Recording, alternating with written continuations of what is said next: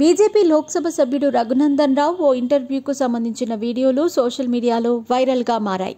అందులో బీఆర్ఎస్ టార్గెట్గా ఆయన తీవ్ర విమర్శలు చేశారు. ఇప్పటికే బీఆర్ఎస్ వర్కింగ్ ప్రెసిడెంట్ కేటీఆర్పై కన్వెన్షన్ విషయంలో సినీ నటుడు నాగార్జునపై తెలంగాణ మంత్రి కొండా సురేఖ చేసిన వ్యాఖ్యలు తీవ్ర దుమారం రేపిన సంగతి అందరికీ తెలిసిందే. అయితే ఈ సమయంలోనే గతంలో రఘునందన్ రావు కూడా కన్వెన్షన్ను బీఆర్ఎస్ ప్రభుత్వ హయాంలో ఎందుకు కూల్చివేయలేదని, సినీ ఇండస్ట్రీతో ఉన్న బంధం ఏమిటని ప్రశ్నించిన వీడియో వైరల్గా మారింది. ఓ ఇంటర్వ్యూలో రఘునందన్ రావు ఈ కామెంట్స్ చేశారు. హైదరాబాద్లో ఆక్రమణల విషయంలో మాట్లాడుతూ, నాగార్జున కన్వెన్షన్ కూల్చివేత చేపడితే హైకోర్టు స్టే ఇవ్వలేదని, స్టేటస్ కో మాత్రమే ఇచ్చిందని అన్నారు.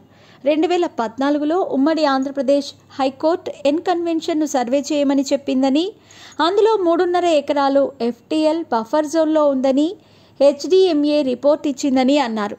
కోర్టు ఉత్తర్వులను ఉల్లంఘించి 2016 నుంచి బీఆర్ఎస్ ప్రభుత్వం ఉన్నప్పుడు కన్వెన్షన్ను ఎందుకు కూల్చివేయలేదని ప్రశ్నించారు. అప్పుడు నాగార్జున కోడలుగా ఉన్న సమంతను తెలంగాణ చేనేతకు బ్రాండ్ అంబాసిడర్గా చేశారని, ఆమెకు చేనేత అంటే కూడా తెలియదని అన్నారు. ఆ సంబంధాలేంటో వాళ్లే చెప్పాలని, వాళ్లకు రంగుల లోకంతో ఉన్న రక్త సంబంధం ఏంటో వాళ్లు చెబితేనే బాగుంటుందని బీఆర్ఎస్ను ఉద్దేశించి రఘునందన్ రావు సంచలన కామెంట్స్ చేశారు. ఉద్యమ సమయంలో పద్మాలయ, ల్యాంకో హిల్స్లపై ఆరోపణలు చేశారని, బీఆర్ఎస్ ప్రభుత్వం వచ్చిన తర్వాత ఏం చేశారని ప్రశ్నించారు.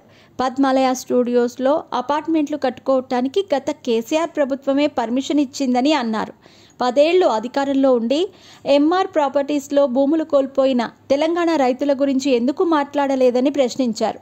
మానవ సంబంధాలు ఆర్థిక సంబంధాలే అని కార్ల్ మార్క్స్ చెప్పారని, అందుకే రాఘవేందర్ రావు సినీమాక్స్ను బీఆర్ఎస్ ముట్టలేదని, పద్మాలయ స్టూడియోలో అపార్ట్మెంట్లు కడితే చప్పట్లు కొట్టారని, ఎంఆర్ ప్రాపర్టీస్ వల్ల తెలంగాణ రైతులు మునిగిపోతే నోరు మూసుకున్నారని విమర్శించారు.